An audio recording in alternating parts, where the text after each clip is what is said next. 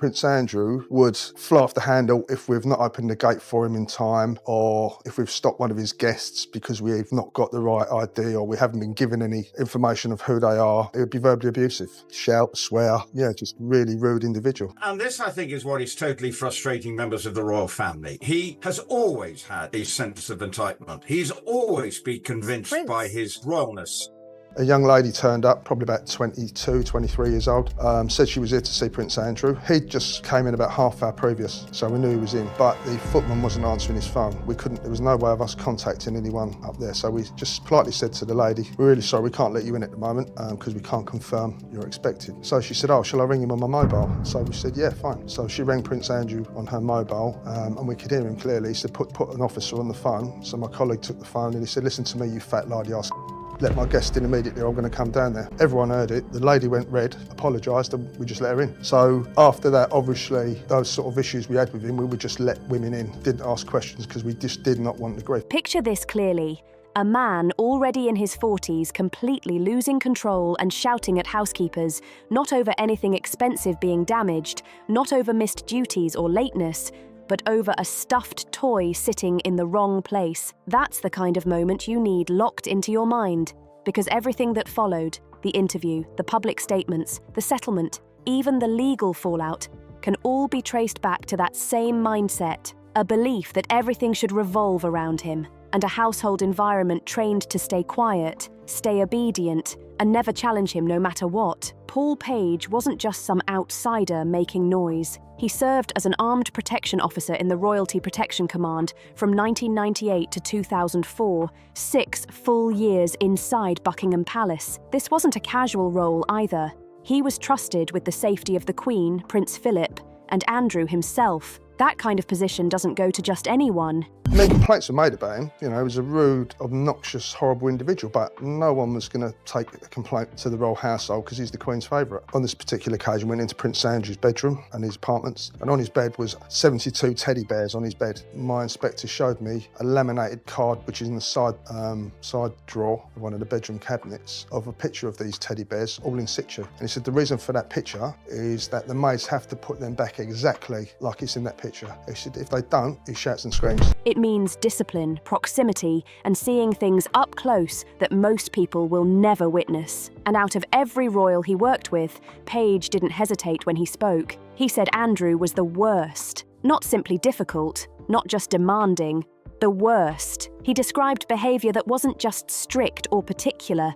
It was aggressive, unpredictable, and over the top. According to Page, Andrew could become verbally abusive, snapping instantly over situations that most people wouldn't even react to. And what made it even more serious was the environment around him, a system that made sure nothing ever came back to him, no matter how he acted. No consequences, no pushback, just silence and compliance. Now here's where things get even harder to ignore. Before anyone tries to dismiss Page as just someone bitter or looking for attention, there's one detail that changes everything, and it's not opinion, it's precision. He didn't just make general claims, he gave specifics that are almost impossible to fake. He described a bedroom filled with around 50 to 60 soft toys, carefully arranged on the bed, but not randomly. Each one had a fixed position, guided by a laminated diagram, a literal printed chart showing exactly where every single stuffed toy belonged. Not a suggestion, a rule. Think about that for a second.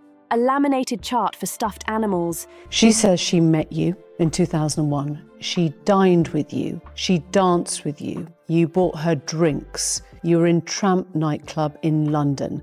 And she went on to have sex with you in a house in Belgravia belonging to Ghislaine Maxwell. Didn't happen.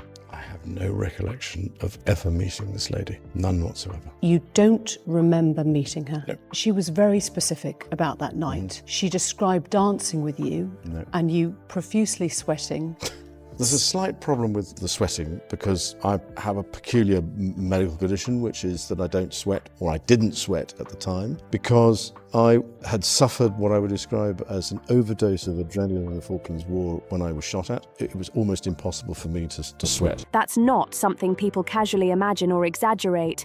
That's a level of detail that feels real, structured, and witnessed. And according to Page, if a member of staff cleaned the room and moved even one toy, even slightly, and failed to return it to its exact spot, the reaction wasn't mild irritation. It wasn't a simple reminder. He reportedly shouted, loud, intense, and directed at staff who were just doing their jobs. That kind of behavior paints a bigger picture. It's not just about toys, it's about control, expectations, and how far someone believes their authority extends. And again, no one has stepped forward to directly deny that specific detail.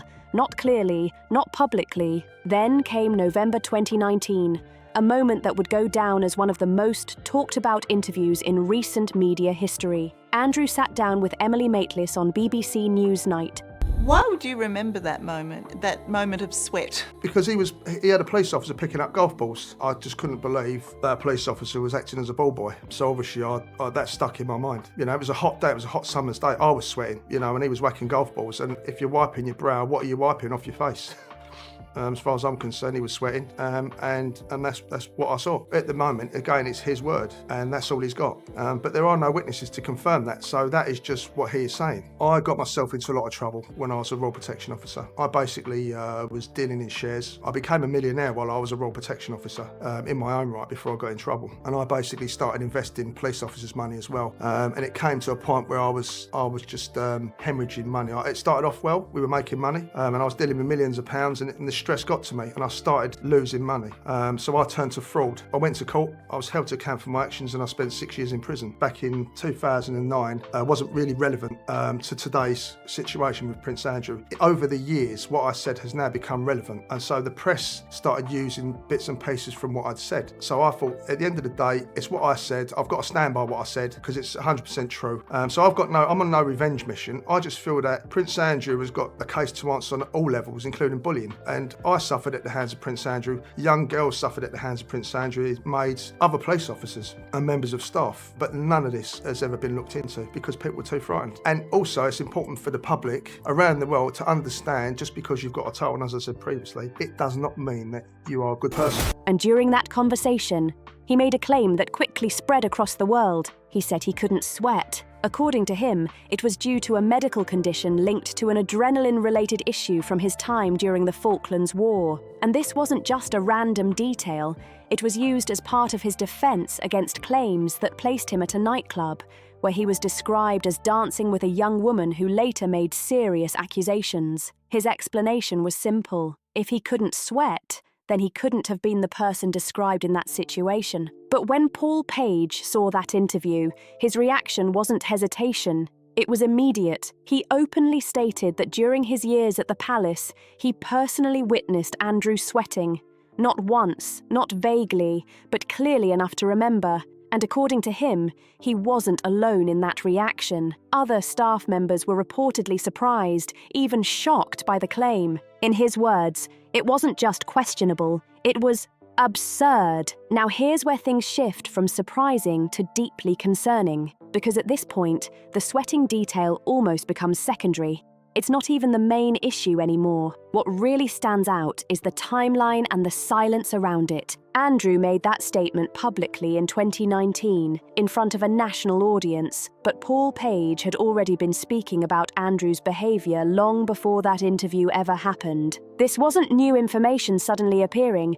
It had already been circulating, already known by people inside those walls. So the real question becomes this: if people inside the palace already knew that claim didn't line up with reality, why didn't anyone step forward immediately? I do think there's a huge scandal here. It's only going to get bigger. It's not just about financial and sexual misdemeanors. It's, I think, a national security scandal, and we're getting hints of that already. Well, it took me 4 years of research, and I approached about 3,000 people, about 300 talked to me. And it took a lot of time to get a lot of these people to go on the record, but I think a lot of them were pretty appalled by the way that Prince Prince Andrew and Sarah Ferguson had operated, had got away with it, had been protected by the palace. And I suppose I then got these senior diplomats and naval officers to talk, which was great. You faced an unprecedented wall of resistance on the part of the Yorks in your pursuit of the truth, didn't you? Yes, I did. I mean, I approached them originally to see if they would cooperate, not because it was not going to be authorised, but because I felt it was important that they should be allowed to help shape the narrative. So you approached Prince Andrew and Sarah Ferguson? Yes, and my publishers got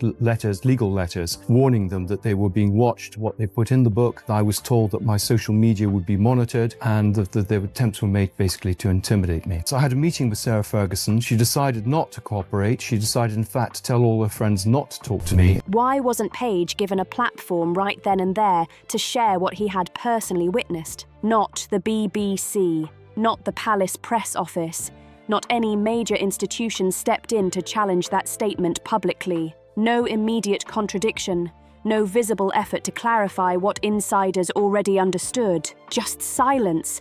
And that silence lasted for years. It didn't change overnight either. It took external forces stepping in. It took ITV giving attention to the story. It took 60 Minutes Australia going as far as flying a crew to London just to cover it. And it took independent media channels willing to give a voice to someone the establishment had already dismissed and set aside. Because yes, Paul Page's past has been used against him. In 2009, he was convicted of a £3 million property fraud and served time. That fact is always brought up quickly whenever his name appears. It's used to weaken his credibility, to make people question everything he says before even hearing it fully. But here's what makes the situation stand out even more. While his past is highlighted again and again, the actual claims he made have never been directly shut down in a clear and detailed way. No official statement fully denying the teddy bear arrangement. No strong rejection of the reported shouting at staff. No clear, on-record contradiction of the sweating claim. Instead, the focus stays locked on him, not on what he revealed. That creates a pattern that's hard to ignore. When the message isn't directly challenged, but the messenger is repeatedly attacked, it leaves a gap that people start to question, and that leads to something even bigger. Because what happens when the same kind of claims don't just come from someone easy to dismiss, but from someone with credentials, research, and influence? Someone with a reputation built on documented work, not personal grievance. That's where Dr. Andrew Lowney enters the picture, a Cambridge-educated historian, a published author, and someone known for detailed research backed by records, interviews, and formal requests for information, not someone easily brushed aside. He wrote The Rise and Fall of the House of York, a book that dives deep into Andrew, Sarah Ferguson, their financial dealings, controversies, and connections, including links that brought even more public attention. The work wasn't casual or speculative. It was structured, researched, and supported by documented sources, and it didn't go unnoticed. The book became a bestseller in the UK, gaining attention not just from readers, but from critics who described it as thorough, evidence-based, and built on serious investigative effort. Hundreds of interviews, freedom of information requests, and years of work behind it. This wasn't just a story, it was a compiled record. But then, when it came time to expand that reach and publish the American edition, something unexpected happened. Something that raised even more questions than answers. Resistance. Not minor delays or typical publishing challenges, but what was described as an unusual and intense level of pushback. Barriers that didn't feel standard, obstacles that didn't feel routine.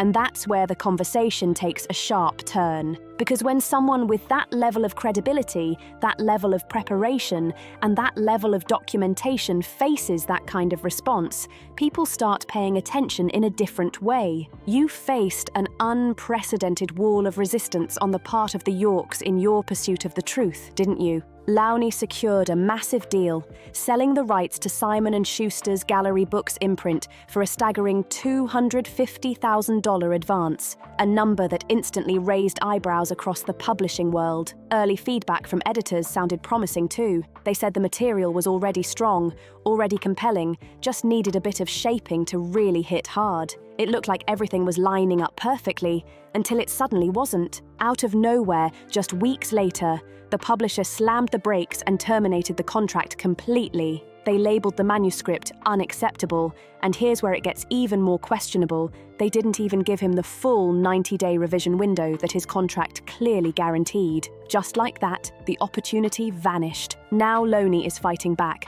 suing for several $100,000 in damages, claiming this decision didn't just hurt, it completely wrecked his shot at breaking into the American market. Think about how strange that sequence really is. A book performs well in the UK, gets picked up by one of the biggest publishers in the US, editors confirm the content is solid, and then right before release, everything collapses. That's not normal publishing drama, that's something else entirely. And it doesn't stop there. Loney says he kept hitting wall after wall while researching. Archives repeatedly blocked his access to documents related to Andrew and Fergie, often citing security concerns, or simply claiming the materials weren't available. Then things got even more direct. He revealed, "So I had a meeting with Sarah Ferguson. She decided not to cooperate. She decided, in fact, to tell all her friends not to talk to me. That's not subtle. That's a shutdown." According to him, the York family actively discouraged people from speaking with him. He even claims specific individuals were told to stay quiet. And across the Atlantic, things looked just as tense. A major American network was allegedly warned it could lose royal access if it aired a critical story about Andrew. And just like that, the story disappeared. Now sure, there's no official letter stamped and signed saying, "Kill this book." Nothing that obvious. But when archives block you, the family blocks you, media outlets back off, and publishers walk away right before printing, at some point it stops looking like coincidence. You stop asking, "Is this random?" and start asking, "Who benefits from this?" Then there's Tom Bower. And this is someone who doesn't scare easily. He's built his entire career on exposing powerful people, writing books that make headlines and enemies at the same time. The Beckhams, Meghan, Charles. If someone's had a messy public moment, chances are Bower has already written about it. And when it comes to Andrew, Bower hasn't held back at all. He's called him a professional con man, described that infamous interview as a masterclass in deceit, and warned publicly that ongoing revelations, especially connected to Epstein and new memoirs like those involving Virginia Giuffre, could trigger what he described as a major constitutional crisis for the monarchy. That's not light talk. That's explosive. But oddly enough, none of those statements are what truly went viral. It all came down to one single line. In interviews and panel discussions, Bower said, and this is the exact quote, "This is the chapter the palace hoped I would never write." That sentence hit like a shockwave. Suddenly, YouTube channels lit up. Commentators started connecting dots, speculating about hidden chapters, buried details, and stories that were never meant to see the light of day. Some even claimed there was a fully written section that publishers were too afraid to print. Was that chapter deleted? Was it softened? Or is it still sitting quietly in Bower's notes, untouched but very real? Nobody outside his inner circle knows for sure. But one thing is clear, the message landed loud and clear. There are parts of Andrew's story that powerful people have worked extremely hard to keep buried, and Bower is essentially saying, "I found some of them." That's what ties all of this together. Paul Page, Andrew Loney, Tom Bower, three completely different individuals, a protection officer, a historian, and an investigative writer. They don't share publishers. They don't collaborate. They don't have a unified agenda. Yet somehow, they all point to the same pattern. Every time someone gets close to the full story about Andrew, something pushes back. Careers take hits. Books get pulled. Archives suddenly lock down. Media outlets hesitate. It keeps happening. You can dismiss one voice easily, even two if you try hard enough. But three, all saying similar things in completely different ways, that gets a lot harder to ignore. And then there's Paul Burrell, a man who didn't just observe the system, he lived inside it. As Princess Diana's butler, he saw firsthand how decisions were made behind palace walls. He watched how scandals were handled, how narratives were controlled, and how the institution always protected itself above everything else. Burrell has spoken openly about this culture. He's described an environment where protecting the monarchy comes first, no matter what. Even when individuals inside the system are struggling, the priority remains the same: preserve the institution. Now, He wasn't Andrew's personal butler, and he didn't witness events at Royal Lodge directly. But that's not why his voice matters here. What matters is what he reveals about the system itself. The same system Paul Page says shielded Andrew from complaints. The same system Andrew Loney says blocked his research. The same system that allegedly pressured media outlets to stay quiet. Burrell has shared that Diana herself had deep concerns about how the institution operated. She spoke about pressure, about control, about the way issues were quietly handled behind closed doors, and long before Andrew's legal troubles became public, Burrell was already warning people. He said the royal family had a habit of sweeping problems under the carpet, until the carpet simply couldn't hide them anymore.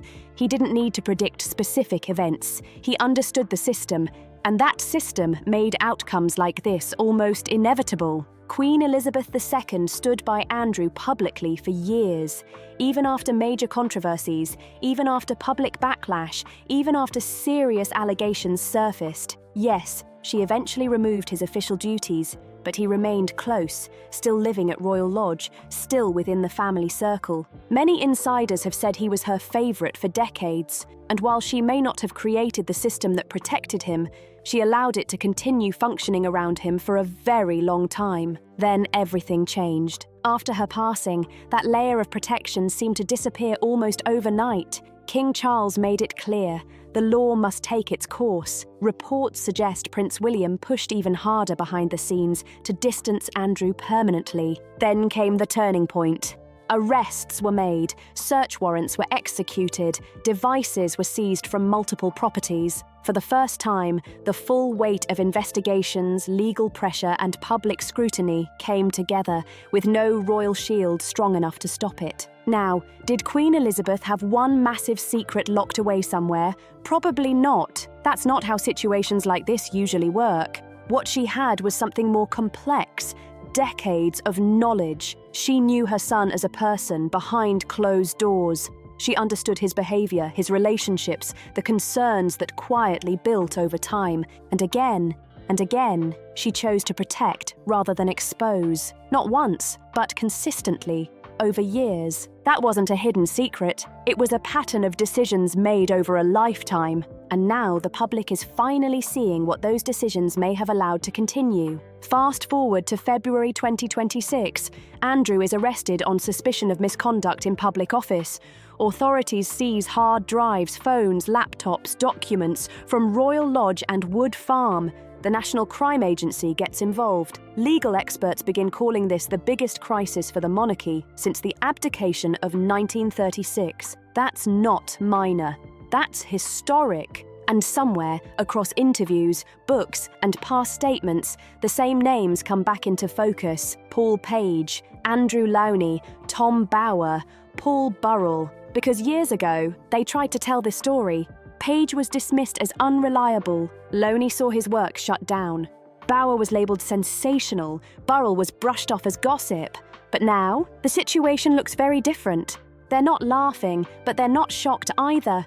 Because the story they were pointing to, a man who acted like rules didn't apply, supported by a system that enabled it, has now turned into a real investigation. What comes out of those seized devices? Nobody knows yet. That part is still unfolding. But one thing is clear. For over 20 years, people close to this world tried to speak up. And for over 20 years, something kept those voices from being fully heard. They were called liars, dismissed, ignored. Turns out, they may have just been early, and if you've been following along, if you're paying attention to how this is all unfolding, then you already know this story is still developing. There's more to come, more pieces that could fall into place at any moment. If you want to keep up with everything as it happens, you can stick around, drop your thoughts below, and stay tuned, because this isn't finished yet, not even close.